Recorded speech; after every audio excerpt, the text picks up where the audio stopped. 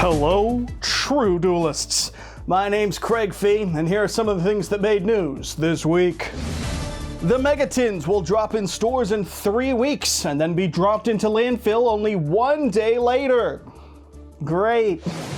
Well, if they're not buying the booster boxes of Yu-Gi-Oh cards, what if instead we sell them shoes? The latest strategy from Konami's marketing team. YCS Vancouver happening this weekend, and things sure are looking yummy. Get it? Do you understand the joke? Please and more support for Synchron, which is just an excuse for me to shit on Junk Speeder. Hooray! Good evening. This is your weekly reminder that the Shadow People are real and the CIA are living in your walls. Welcome to the Yu-Gi-Oh! Update. Apologies for the lack of a video last week. If you're curious as to what it is exactly happened, the one and only Gage Nim Streamer Man posted a picture of his mouse on legallynot.twitter.com, and I immediately self-lobotomized to deal with the trauma of having seen it. Unfortunately, however, he followed it up with a second picture of his mouse, willingly put out onto the internet, and there was simply no recovering from that entirely. I was dead for an entire week. Thankfully, I survived. As the saying goes, Batman himself could not beat that shit out of me. What the actual fuck? Thankfully, though, I missed no major events as far as I'm concerned, and if I did, I'm retconning it that they didn't happen. Really, all I saw was more tin reveals. That's right, the Mega Tins are less than a month away, and there's still a healthy amount of hope that maybe this year's tins will be decent. After all, how could they possibly be worse than Konami's tins from last year? Don't tempt them, they will find a way. Hell, we don't even know exactly which sets are being pulled from for this lovely little reprint annual tradition, but we can piece things together from the reveals we've gotten, like Salamangreat of Fire means that some amount of the worst duelist pack is probably in here, or the Starlight Light and Darkness, Dark and Light Dragon Lord Dragon himself. He's in it. That means we're getting cards from the Infinite Forbidden. Is that hot news for you? The Megatins are going to have 4 of the most recent core sets. Ho ho! Now, to the true duelists who already saw these being spammed on Twitter as they were being revealed, that's not new information at all. And actually, to even non-true, everyone's aware of that. There was one new card that caught some interest, though. Queen of the Blazing Domain. It's Ashen adjacent in both art and effect, and if you summon it with its effect to pop 2 cards you control, including a spell card, it'll make it so any opponent's monster sent from the field is banished instead of going to the graveyard. It's the dimensional fissure of Shenshens. I love being parts of like game community fandom stuff because you get to say shit like it's the dimensional fissure of Shenshens and you're not having a stroke. The self-lobotomy didn't impede you tremendously. That's just a factual statement that true duelists will understand. Will this new card make Ashen any good? No. Will it make the deck slightly better though? Not in any substantial way. No, not that either. Just hard open the floodgate that needs 2 cards to summon it. Thanks, Konami. This deck is saved once again. Shoutouts to the Powerpuff Girls or whatever the hell is going on here. Now, the other reveals include things like DPE as an ultra rare because we just need to put anime character number 14 on the tin somehow, and that's what DPE does. He serves as the means to put anime guy on it. Ponix is in here because you need duplicates to make your ultra rares worth it, otherwise you're a peasant, can't be playing those peasant rares. Or Fiendsmith Requiem, because marketing the Fiendsmith secret rare from the same set Requiem came in that's worth double the price of Requiem currently on the second-hand market would make too much sense. There's also neat things like the fact that Bottomless is getting a Starlight rare, because people are saying, hey, it's almost like they're trying to make up for the things they lost or didn't put in to the rarity collection. And it's like, wow, thank God I can pull Bottomless in 2025 in the Starlight slot. There's nothing else that I would want in Starlight rare, just Bottomless. Am I going to complain when I pull it? No, I'm going to complain when I pull the fucking dog shit token again and then blow my brains out circa Sick Man Gun Guy style. But apart from that, there's also the never forgettable but entirely forgotten Voiceless Voice. Remember Low? Remember when people talked about that deck? I don't. My God, it feels like it's been forever, even though it's only really been a few months. Actually, it's probably been about a year. Time's the enemy, kids. Never forget it. Either way, you can go ahead, you can buy some packs, you can pull the low, you can go for the blow your brains out after you do. Whatever you want to do about it, it's Konami, it's the Megatins. It's gonna have 400 fucking cards again. I just know it. I know it just like I know that the green screen's too far to the right, and if I move any part of my body past like this point, it disappears into the void. It's an inevitable truth we all have to live with. Give me my hand back and give us our time back. Let's move on to the next segment. These tins are looking ass as fuck. And speaking of Yu-Gi-Oh cards you forgot, can you tell I went off script there? Because that was actually a decent enough segue about forgetting low into forgetting this. But no, I had to butcher it by talking. Ain't that a tragedy? The Joey shoes are real. That's right, Joey Wheeler, or whatever his name was in the Japanese version of this show, has shoes that he wore. And now you can buy them in a collab with Nike, because that's just something it exists now. For all people around the globe, the shoes will be available alongside the copy of the equip spell that, again, you forgot about. I vaguely remember what Joey's shoes looked like from the anime. Can't pretend I looked at his shoes a tremendous amount, but yeah, I guess that's them. Nailed it. And even if you didn't, just lie. It's fucking shoes. Who the fuck's looking at the shoes of the anime character?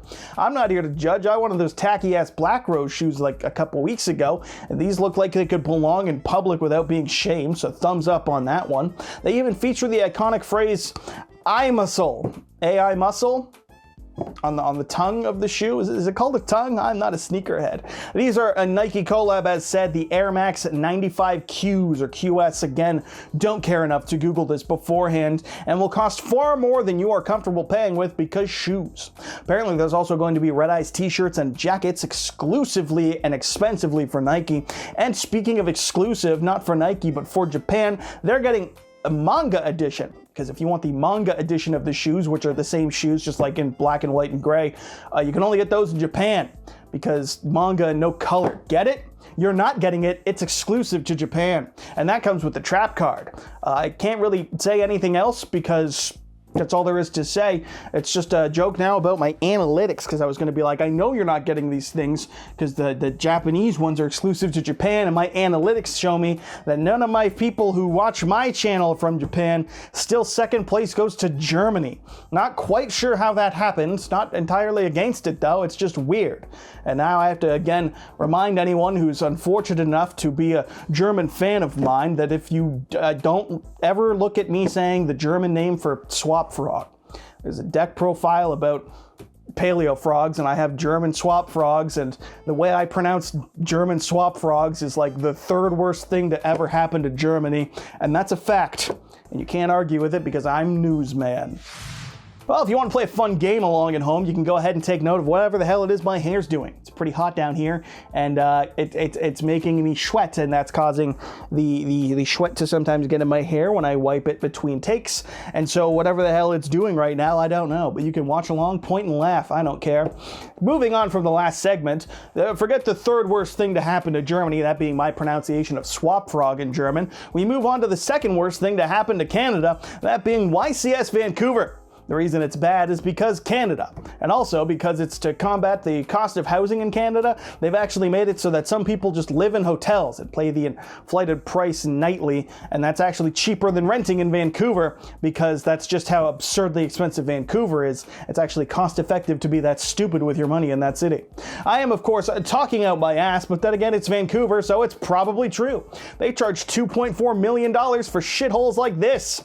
And actually, that's a decade old. If you look up the article for that, it's from 2016, and that was when it was listed for $2.4 million. So you can go ahead and take my word for it. Nothing's improved at all. But anyways, this is about a YCS, and the last one before Worlds, and that's taking place here. And by here, I of course mean there. And by there, I of course mean Vancouver. And that's, of course, why they call it YCS Vancouver. The more you know. It's notable for being the first YCS with the Justice Hunter set legal, and will be a preview for the format of sorts up until a ban list drops sometime in September, and they murder the Fiendsmith core once everyone's bought the tins already and they're settled with that. And of course, a nice little smack to Malice and a tap to Ryzeal or whatever the hell it is they're going to do on the ban list. Who really knows? It's going to be cool to watch to see just which of the 3 decks are really solid and the best from that Justice Hunter set. And of course, if you're interested in literally watching it, you can go fuck yourself, because this is not being streamed. Then what are we going to do? Pay Canadians? What? Get a joke. Have you seen their economy? That's not happening. It's not happening. The stream for this event exists in the same place as the time travel event at it. It doesn't. There's no stream, there's no worthwhile side events, and you're just going to see the cost of Yummy Snatchy going up like 30% after Yummy takes 40% of Top Cut. And there you have it. I've talked about the event. I'm now truly on top of things. And last up is a new card from the Synchron or Synchron Adjacent Structure deck in the OCG, or the Triple Deck Fuckfest that we'll be getting in the TCG. One of the new cards is Scrap Warrior, a new Synchro monster that while on the field makes it so your Synchro monsters with Warrior in their name cannot have their effects negated, which is a very strong effect except for the fact that this deck is literally Junk Speeder Turbo Dot deck, and this new toy does nothing to protect the giant, massive, blatant choke point that deck hinges on entirely. This isn't shocking or even necessarily bad, I would say, because if you want to have an enjoyable duel against Synchron, if such a thing is even possible, it probably means you're either negating or not even seeing Junk Speeder at all. So that is probably a thumbs up for the community at large, but a thumbs down from those Synchron players. Like a thumb sideways, thumbs down from those Synchron players at large. There are other new cards than the deck is getting, but I don't know and I don't care how it all slots into Synchron as a deck. Matter of fact, I'm confident players of Synchron as a deck will tell me I'm an idiot for focusing so much on Speeder because it can do so much more, and then we'll continue to forget about it as it does so much less. All I know is that this deck is known for 2 things: time theft and the biggest Imperm target since the last time I summoned Tour Guide from the Underworld. Speaking of Tour Guide, that was actually going to be the Graig rant of this episode. Shall I do it? We'll see. We'll find out. No, I'm not forcing a rant just for the sake of time. I'm respecting both yours and mine by not doing it. The core of that, and I'm not kidding, verbatim, I have written down, Brazy how summoning Tour Guide sucks now. Time is brazy, but I still like Yug Yug Man, Game Man, Style Man. That's what I wrote. The idea was, once upon a time in 2013, Tour Guide was good and now it's not. But no shit. The card that's like 14 years old is not as good as it was 14 years ago. I don't need to rant about that. I'm borderline ranting about how stupid of a concept of a rant that is here and now. This is your Diet Graig rant live in person as I suffer from a heat stroke in the basement of the place in which I am living. There's simply nothing that can be done to make me realize the fact that time has passed, and yeah, a normal summon that can get hit by one of 14 goddamned hand traps is not that good in a game where it's evolved to the point of 1-card combos way outclassing whatever Tour Guide can do. And I say that as a person who's a really big fan of those big gabongas. So yeah, that's it. That's the discount Graig rant. Let's move on. And so that wraps it up for this week of the Yu-Gi-Oh! Update-o. As always, I've been your host, Craig Fee. Shoutouts for the Dzeef cameo in this video. That's right, I couldn't fit more Lyralust cards in, so Dzeef jump scare. You know, it's got look, it's spinning. It's like a wheel or something. This is the least practical thing I have ever owned in my life. To drink this thing, you're doing, like, you're going full sideways. This is so ungodly, like, poorly designed in regards to its function, but it's so brilliantly designed in regards to its form. It's truly something to comprehend. Big shout outs to Dzeef. Crazy. Anyways, thank you for watching. My name is said Graig Gee, Keg Key, that me. Please hit subscribe, please like the video, please comment, please have a good day, and please, God, turn off the sun. Just for 7 minutes, just 7 minutes in the abyss, please. Let us cool down a little bit up here, and that'll be really good. So that's it. I'm gonna go re-lobotomize myself for having had to look at that picture of Gage's mouse, and I'll see you all next time on Dragon Ball Z.